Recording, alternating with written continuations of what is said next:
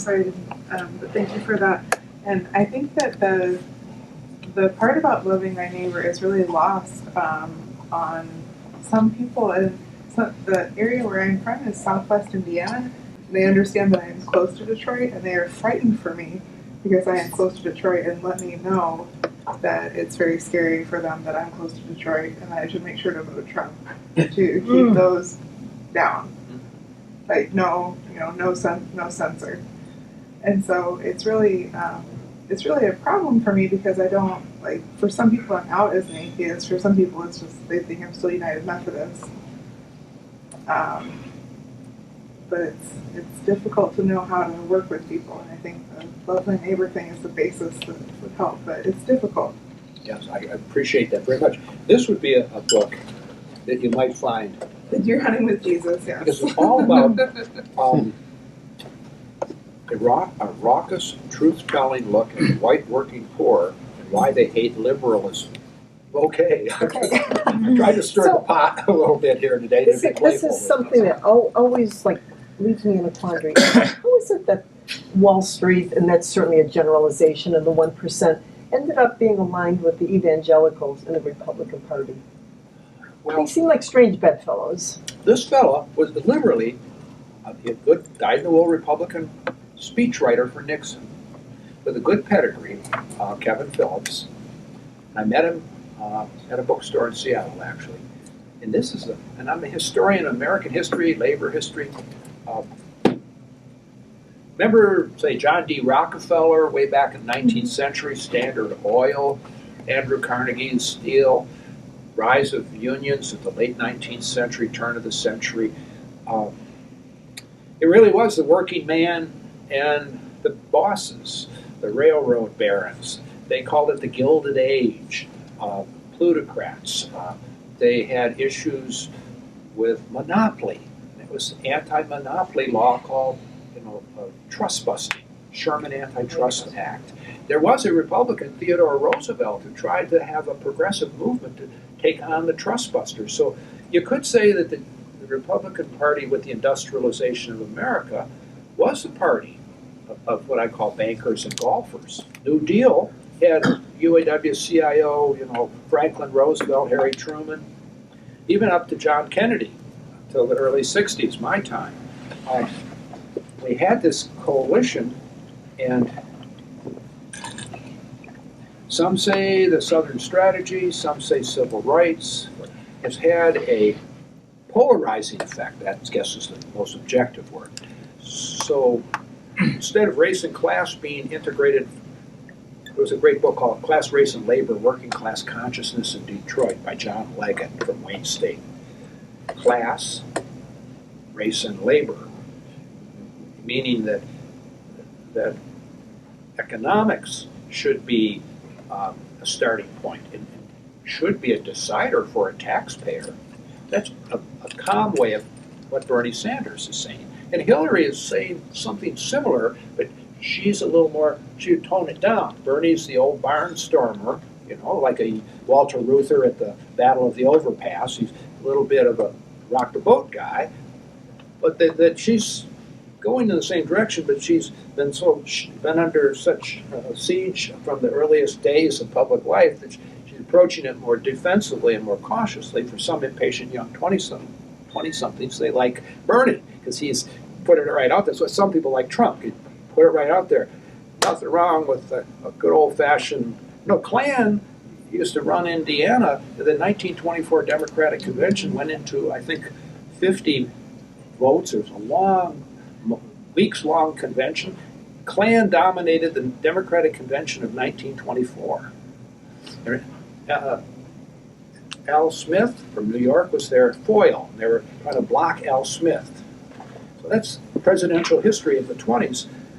We've had these kind of big cleavages. Al Smith was a Catholic from New York, Tammany Hall. The Klan was from elsewhere, Indiana and the South. So they warred against New York. But before the Civil War, there was this battle between North and South, in the Senate, in American politics. So I think race is my first thought. The bankers could use carrying North Macomb. The bankers could use breaking up the tri-county base of the Democrats. The bankers could use people who bought Schneider as an acceptable Republican. They need some help in cracking that New Deal coalition. And the most sadly but real effect is maybe TV has had egged this on, and they're partly to blame. People resenting that those people are given something for nothing. And because they think like that, that trumps economics, take an economic history course, that trumps their own reality of capitalism and Wall Street and globalization and technology and change of what they call robots and things. That's what's affecting the folks in rural Michigan and Macomb County. I use that as a metaphor, Reagan Democrats and so forth. Downriver could be similar. Western Wayne, Brownstown, that type of thing. Trenton. You got a guy come out of a UAW shop in Trenton, he's going to vote for Trump. But it's all about race in a subconscious way. So that's how I think they've got that. They're working for the bankers and the super elite, but they think they're sticking it to liberals and liberal values and Rachel Maddow and the rest of it. It's race. I was in Selma in '65. I was in Mississippi in '64. I marched at Dearborn City Hall with the NAACP in '63 and at Grosse Pointe City Hall with the NAACP in that same period. At the same time, being Shia or Sunni or black and white is not at the heart of the matter. The heart of the matter for ordinary people is economics and their family budget and the paying for the kids and the grandkids and having something to retire to and maybe be able to pay for a serious medical crisis in your life. That's where the New Deal came from. That's where a lot of the efforts to stop the robber barons in the 19th century came from. It was economic populism, progressive populism. It was unionism. Yes, it was civil rights too. Black-white unity, sisters and brothers, solidarity forever. Class should be the criteria for a starting point in economics. Ethnicity and race should be worked at delicately with respect. Delicately with respect. I've been active with some of the interfaith communities. I've gone to mosques in Dearborn and spoken with imams. We need to. We're all here together. We all live. Can I be so bold as to say we all live in a yellow submarine? I would like to say I am a Leninist, a John Leninist. I don't want to say I pray for. I wish for no nations and no religions too. So I hope I got as honestly at your question. I think it is race that they are able to fuse Duck Brothers with billionaires.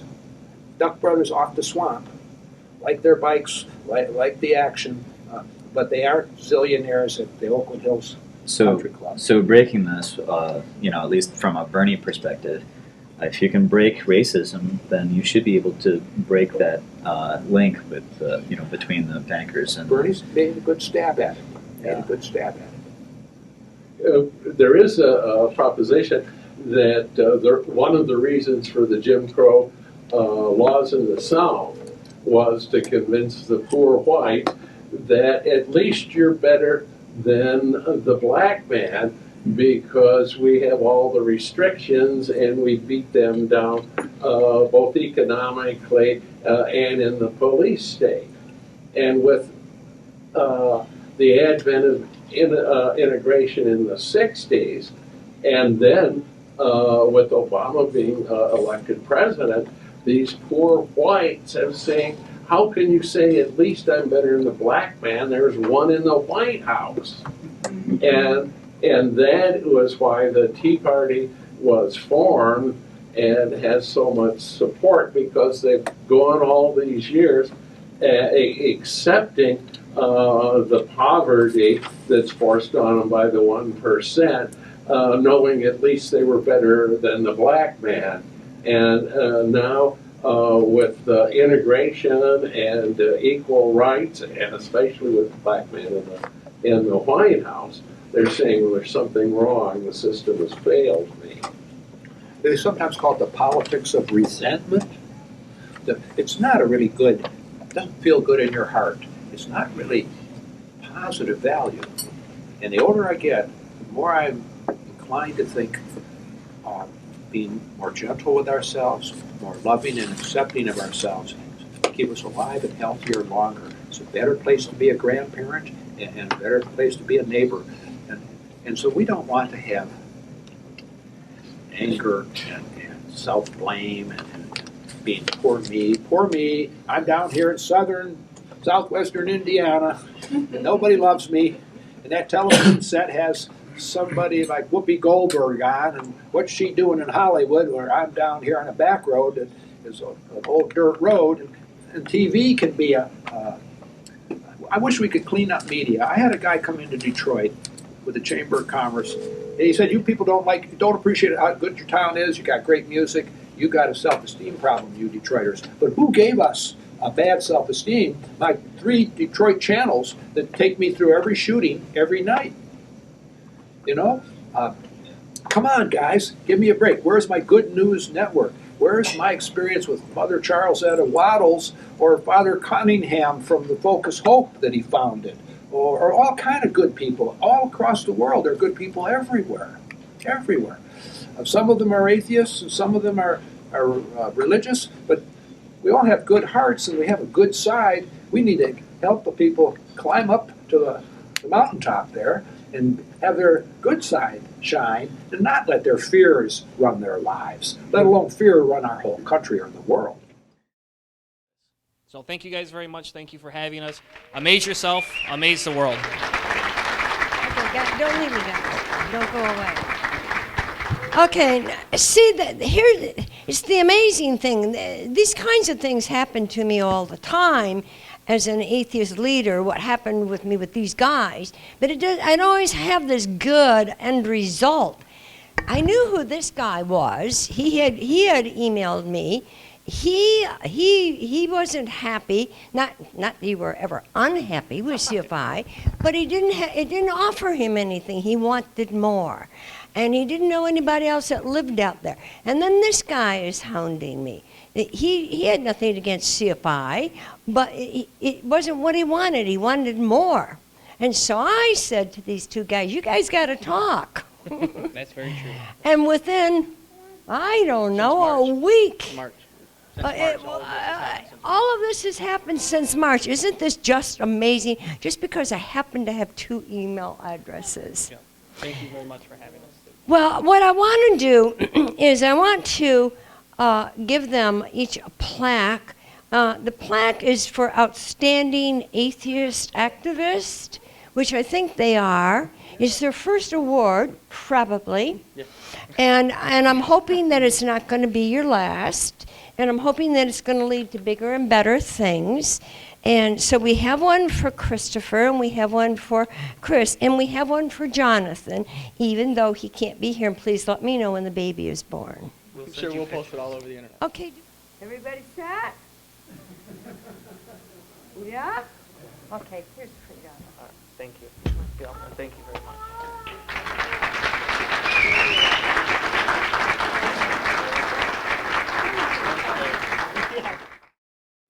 Now then, I want to talk about an outstanding Michigan atheist.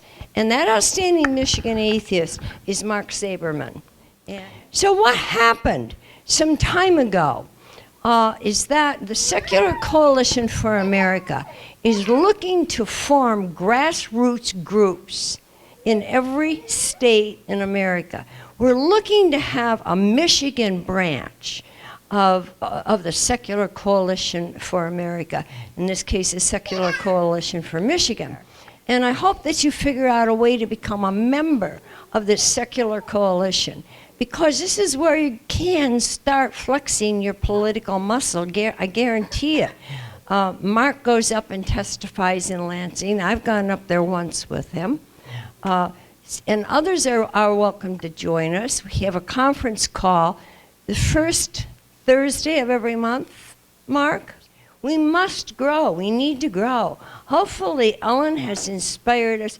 Hopefully, Christopher and Chris have inspired us. We need to get more active. It's not enough that we talk to people on Facebook and blogs and voice our opinions somewhere. We need to stand out in the rain once in a while, get our feet wet, and do something that we can go to bed that night and be proud of what we did, because Ellen is right. I've given many awards from this lectern in this hotel to one person who took an action that made a difference. And we all know that this happens all the time. One voice will make a difference. Anyway, Mark, will you please come up here? And Mark is getting an award for his leadership within the Secular Coalition of America. He refuses to take the chairmanship, so he's the co-chairman, but there is no other. He is the chairman. Mark, would you like to say a few words? Okay. For those who don't know, Secular Coalition for America is a group of 19 secular groups, including American Atheists, American Ethical Union, American Humanist Association, I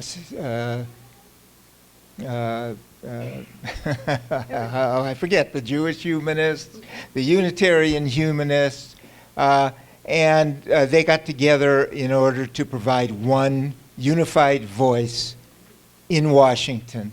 And their mission is to bring the concerns of secular Americans to Washington. They recently started getting state branches. I am the co-chairman of the Michigan branch. We've been doing this for about 2 years. I was going to go over the bills that we are watching and listening to the status of all of them. Several years ago, there was a movie called The Matrix, and in that movie, they consult an oracle, and the oracle says, "I hate giving bad news to good people." And I hate giving bad news to good people. There really isn't anything that's good, especially right now, as of December 4th. The legislature just passed 2 or 3 new bills. I was there on Thursday for the RFRA hearing.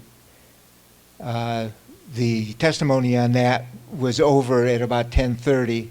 At about 4 o'clock, after being at the hearing, I went home and I looked up the journal and found that the RFRA Act not only had passed the committee, but it had been sent to the floor of the legislature and given a second reading, and then it was given a third reading, and then there was a voice vote, and it was passed and sent to the Senate, all about the time it took me to drive home. Right. So we're really confronted with a lot of these issues. We're working the best way we can to try and combat them. At this point, I would agree with Ellen that no one is going to pay attention to us until we can demonstrate enough political clout so that politicians will at least pay attention to who we are. That's basically it. But I would like to thank you for giving me the opportunity to say a few words. And I would also like to add that if we've inspired you in any way and you think you would like to serve on this committee with Mark and I, Marty is there, sometimes Ernie is there. We're looking for more people. And we have a conference call. Usually it's the first Thursday of every month. Yeah, the first Thursday of every month. And we are not looking for people to make a great time commitment. We could use all the help we can get, and anything that anyone is willing to do, we would gratefully accept. whatever people want to do. And Andrew Franks, most of you do know Andrew Franks if you're connected with Michigan Atheists a lot. He spoke to us several times. He spoke to us last year here at the convention. He's a research engineer. He's done incredible research work on the politics of who we are and what we're all about. It fits into everything that we've talked about today. His research has moved along extremely well. He's won awards and he's moving on to another whole place with his research. So we'll get an update on what Andrew Franks is doing, and he joins us with our committee whenever he's able to do it. So fortunately for us, we do get to stay in touch with Andrew Franks.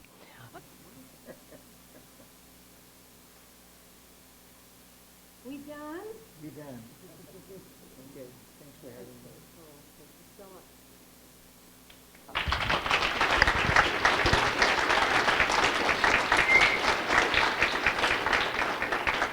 That's well-deserved applause because he's jumped into this, and it's not something that you say, yes, I'll do this, and then you talk about it and go to bed or have dinner. It has to be done. He has to do the research. He has to give the reports. We have to testify. It's a commitment. It kind of follows the grain of Christopher and Chris and where we all need to be going, and Ellen. Now I want to announce the Michigan Atheist of the Year, and that's always the biggest award that we give, and it's usually a difficult challenge to. So many people in this room deserve awards. Oh my goodness, so many deserve awards. But this year, I think you've already figured out who the Atheist of the Year is, and I don't need to say anything more about it because I talked about it with my opening comments this morning. Douglas Marshall.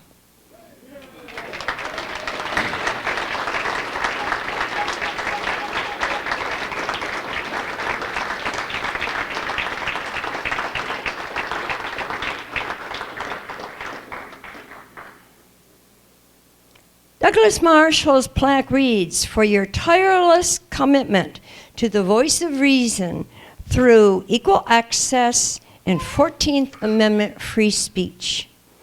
And you'd like to say a few words. Well, thank you very much. This is a surprise. But it is important for every one of us to get out there when we see a violation of the First Amendment, to stand up and say something. And if we're given a BS answer on why it's allowed, to challenge that answer. And that's all I had done. The mayor of the city of Warren says, well, anybody can speak in the atrium.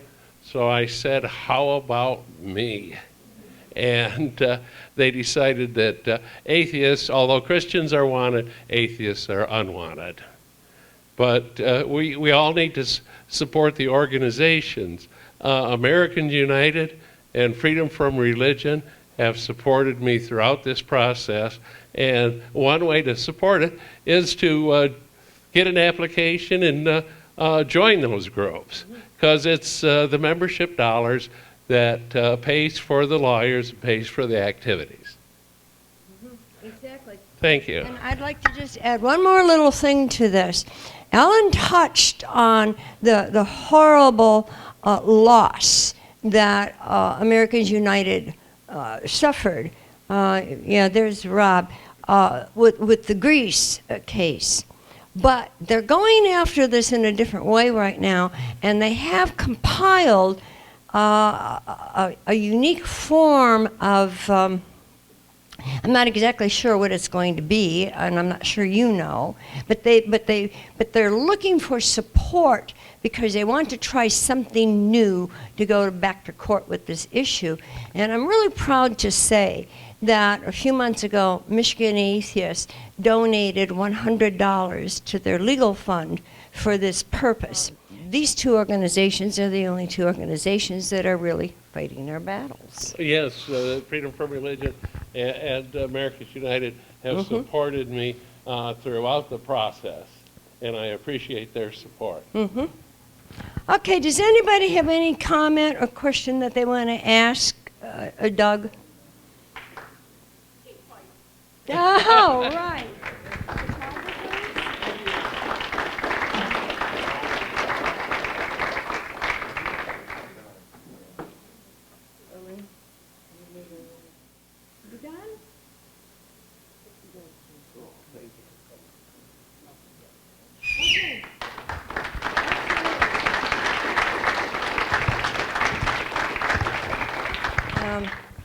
We stood in line, I don't know how long, to get in court the last time we were there, and like I said, we were the only people in the courtroom. We atheists.